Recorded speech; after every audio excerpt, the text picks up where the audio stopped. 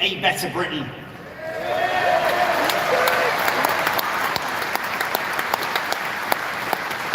But beyond that, so we've got an NPC behind us. Genuine honour of working alongside him for 15 years. Nigel is open, honest, and authentic about who he is in day-to-day life, whether in a political rally or on the TV in a jungle. It's his authenticity that people are crying out for. Someone real. Nigel! And the establishment that he's taking on, which is filled with lies, fear and spin, who want to make you do what they want you to do, are entirely disconnected. Not only from the realities of day-to-day life, but from the people that are living it. But not Nigel, who speaks plainly and tells it like it is, as he always does and continues to do. Who has traversed the country, risking the perils of milkshakes and concrete, just to make sure that he can be seen and can see the public. Right now we are here, thousands of us. No other party in this country can do that. And ladies and gentlemen, that's because they have no party leader like this.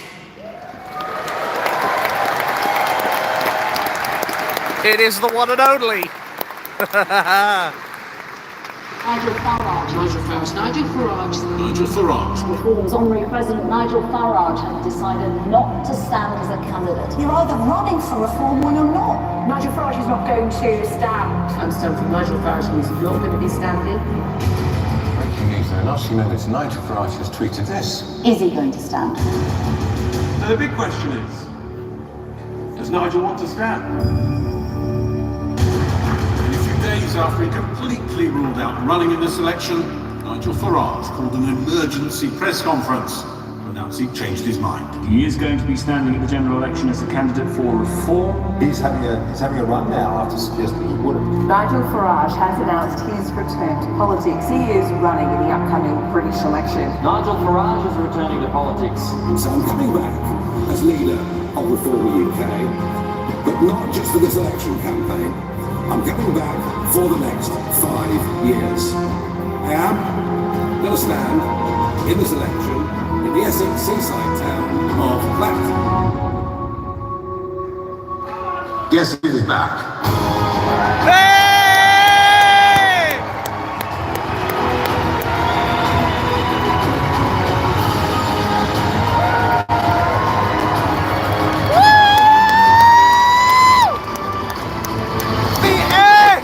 Electric! Here he comes!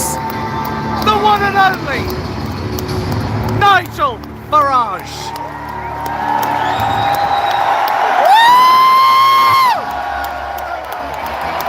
Hey!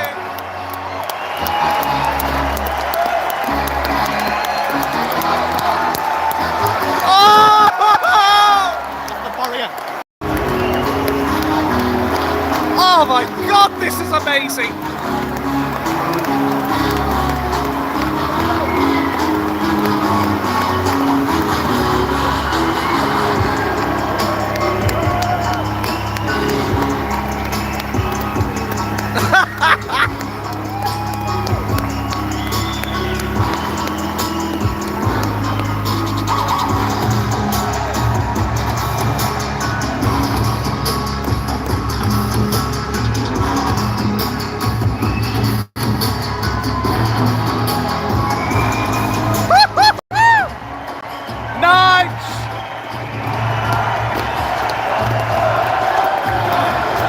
Nigel! Nigel! Nigel! Nigel! Nigel! Nigel! Nigel! Nigel! Nigel! Nigel! Nigel!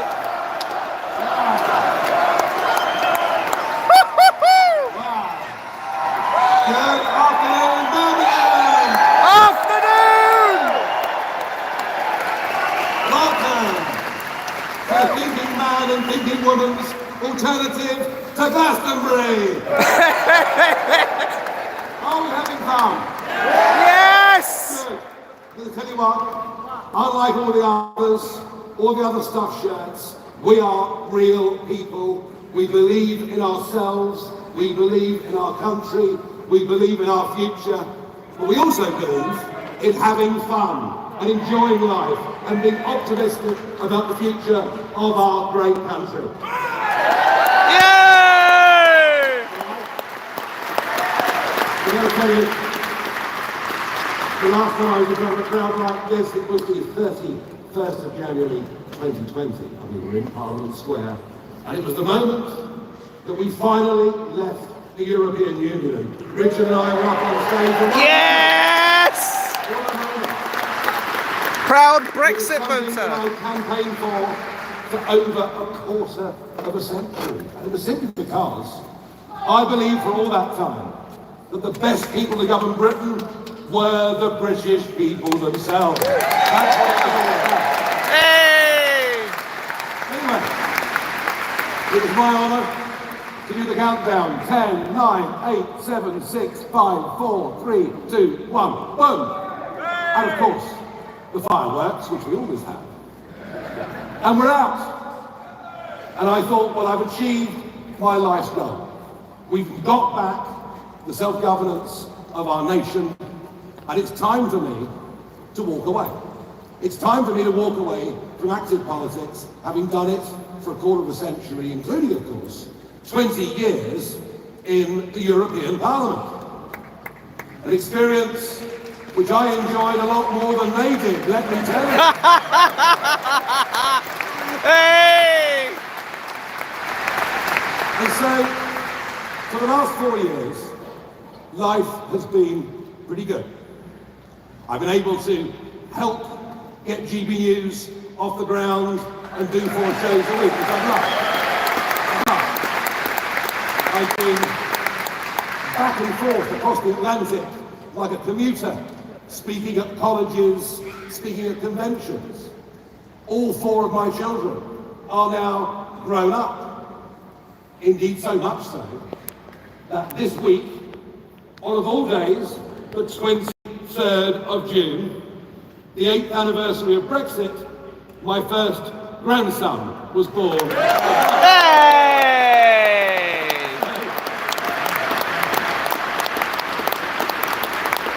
life has been pretty good.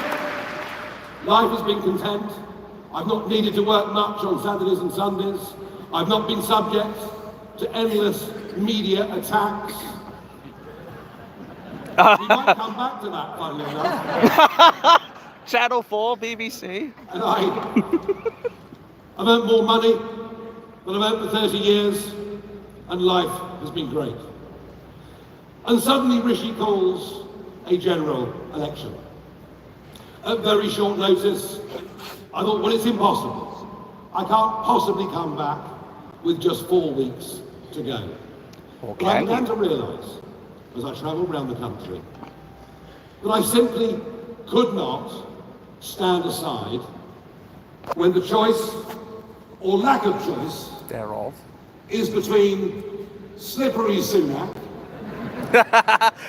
or kill the biggest spinner since Blair, who's trying to convince us in what is now the 5th consecutive Conservative manifesto that somehow they're a party of low tax, when they put the tax burden up to the highest it's been since 1948, to convince us that they're a party of low immigration levels, and they got an 80-seat majority in 2019 on the back of that, and remember, with considerable support from the Brexit Party as well. We helped them enormously. But I couldn't stand aside and be lied to for the 5th manifesto in a row, when under Rishi Sunak's premiership, we've let in 2.5 million people in the last 2 years alone. Think about it. 1 in 30 people in this country has come in since Rishi Sunak became Prime Minister. And I couldn't stand aside and see a Labour leader. When I say leader, I don't believe the man has any leadership qualities whatsoever. No.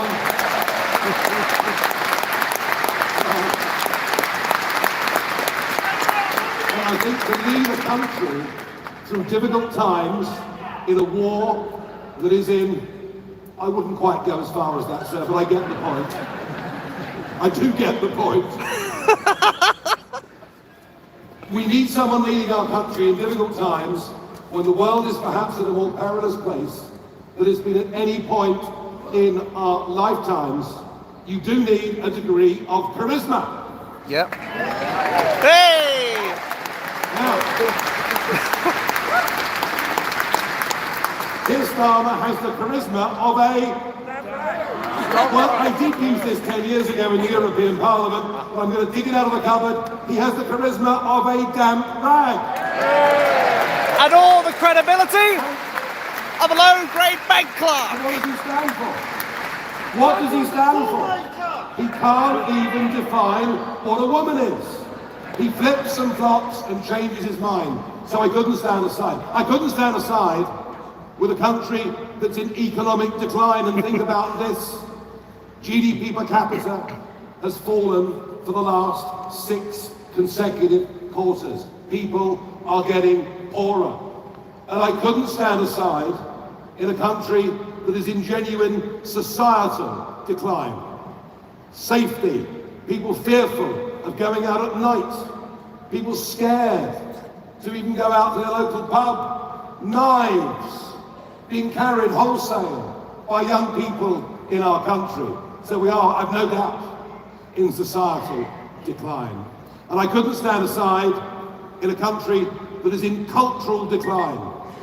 And I must say, I thought young Zia spoke absolutely magnificent. Yes! Magnificent.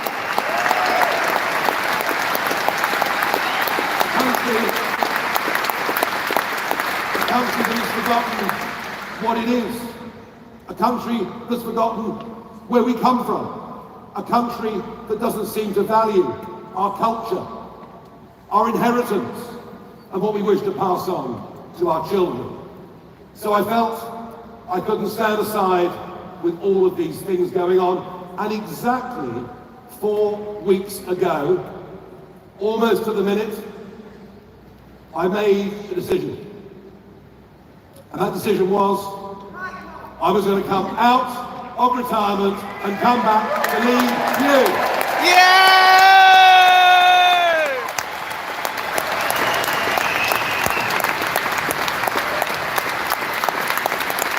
And what an unbelievable 4 weeks it has been. I'll tell you something, I've no doubt. Something is happening out there.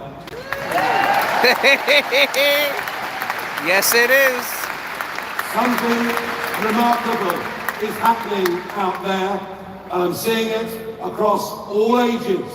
Never before have I seen so many young people concerned about the future of their country. It's great. Really great.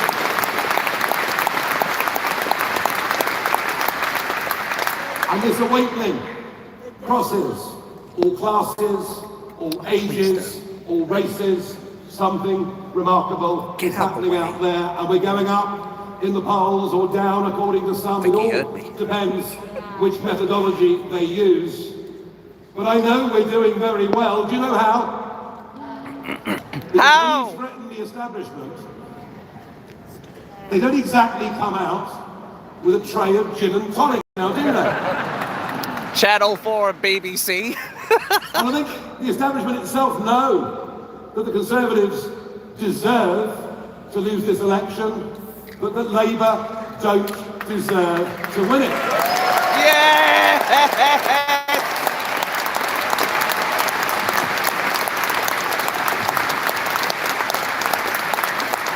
And everywhere I go, I sense that we are the story. We're what people are talking about. At the breakfast table, at work, at the pub, at the bingo hall, wherever people go, we are the story. On the car Already many millions already have said that they absolutely are going to vote for us. But there are many millions more who have simply not made their minds. And they could come to us over the course of the next 4 days. And the establishment don't want us. You see, they're very happy for Keir to take over from Rishi, because it's not actually a change of government, it's a change of middle management. And the idea that Labour represent change is for the birds. It's going to be more of the same, just perhaps a little bit less competent than the Conservatives, if you can even believe that is possible. Keir, the biggest tool, Starmer. The biggest tool. Well, look, I'm used to the rough and tumble of political debate, and all's fair in love and war. But I have to tell you, one or two of the things that have happened over the course of the last few weeks go way, way beyond what is reasonable and what is fair. Yes. The first day of the campaign, I did an event down in Dover, where I talked about one of my pet subjects, the boats crossing the English Channel. And it was interesting because the BBC News Channel took the speech live until they cut it off with the presenter saying, well, we've cut away from that because here's Nigel Farage using his customary inflammatory language. Oh, nonsense! And I demanded an apology. And I got one. Hey!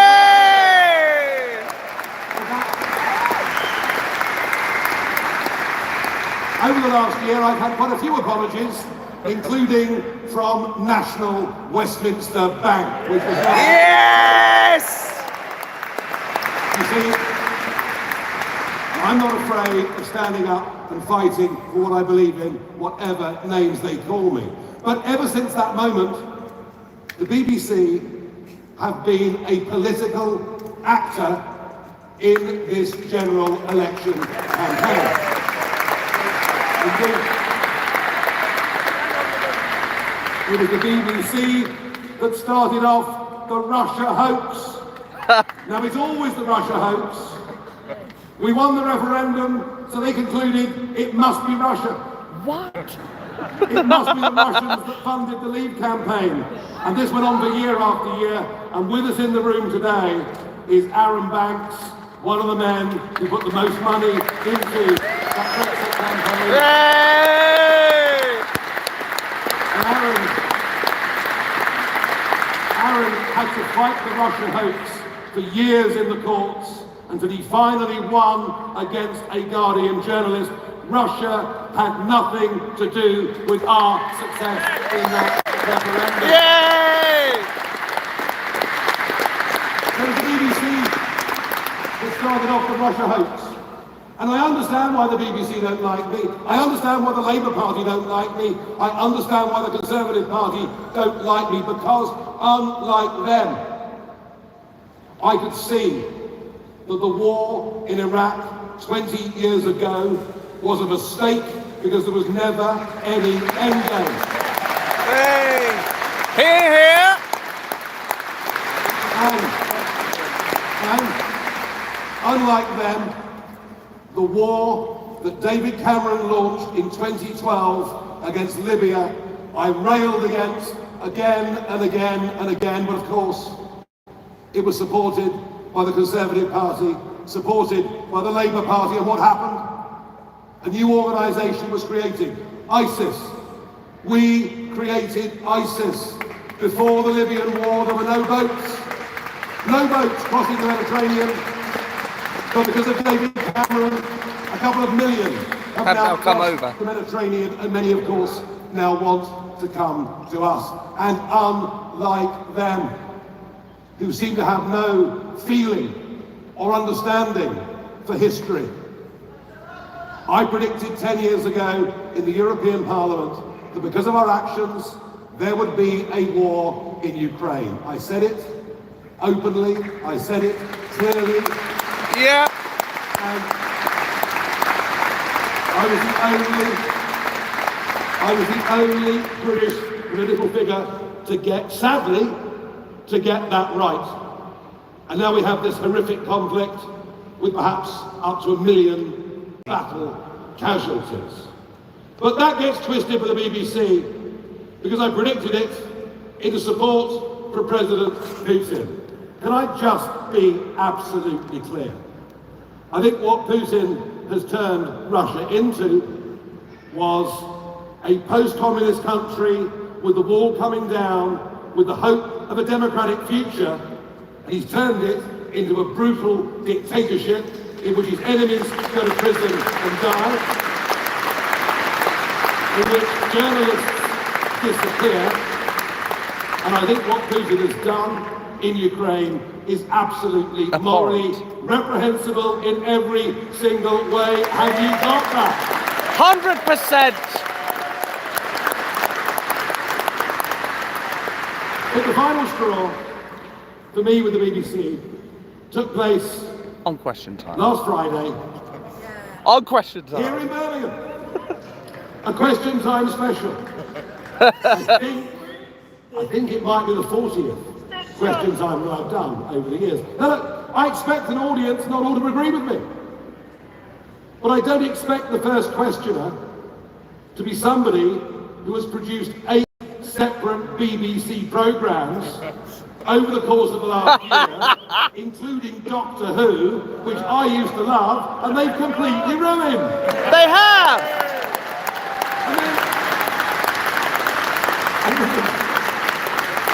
And then the third questioner, a pro-Palestinian known activist. Does anyone think that group of people were representative of the great British public? Absolutely not. I've had enough. I've had enough. Have you had enough of the BBC? Yes! We will renew with added vigour our campaign over the course of the next few years, as we're going to be the leading voice of opposition.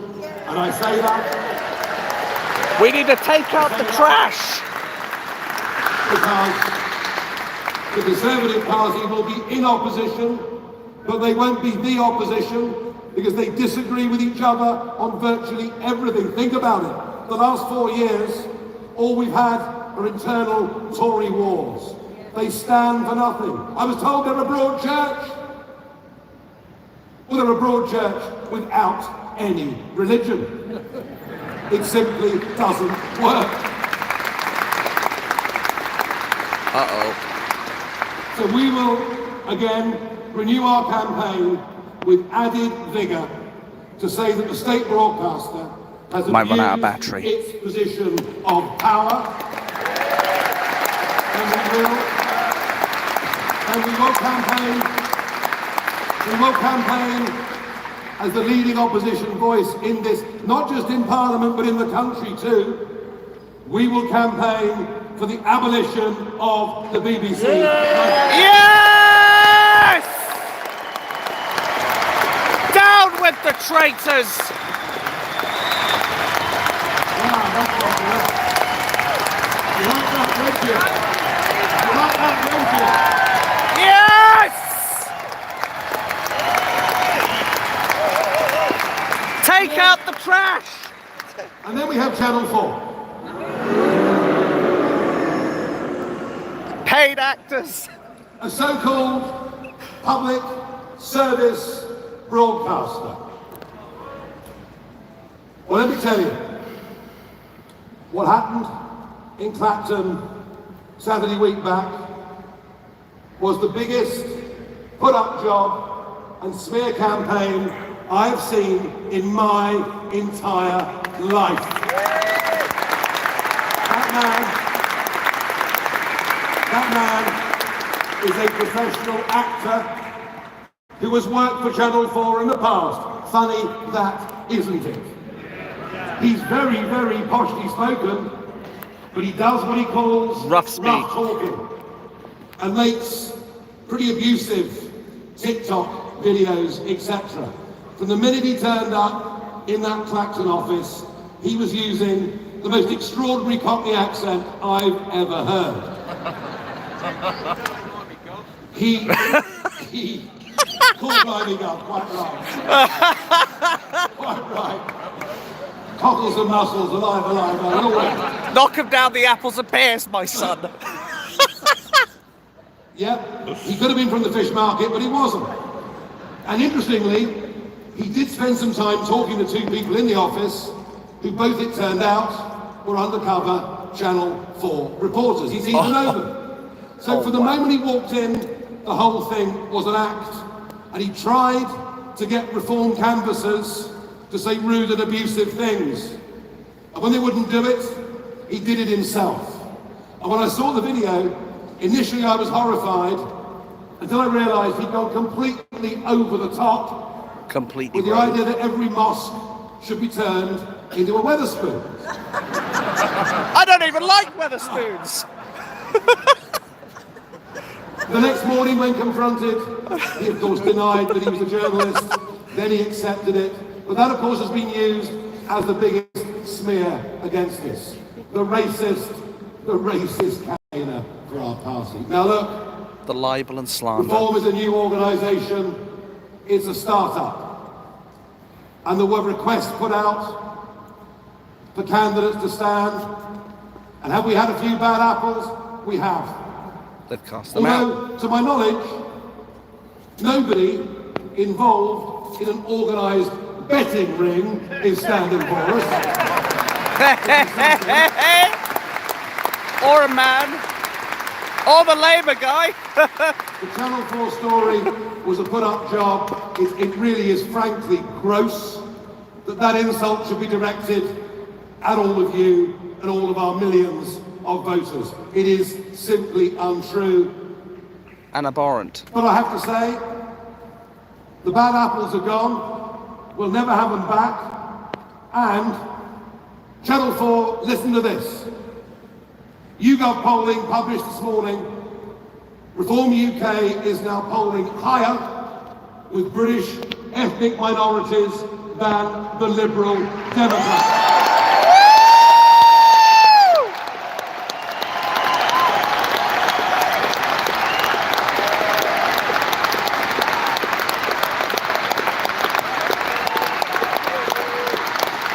So Channel 4, put that in your bloody pipe and smoke it. Yes!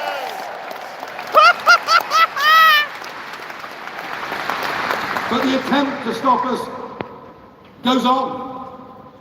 Would you believe today, since we went live at 12 o'clock, I'm about to in the lose middle contact. of Anne Widdecombe's speech, She's a tough old bird. our live stream on TikTok was suspended Wankers! for the use of hate speech. Now, Nonsense! I've always found out Widdecombe rather charming. Principled, decent. I mean, she's a battler. She's a warrior. She's actually a fantastic role model for women in this country to go out and do things.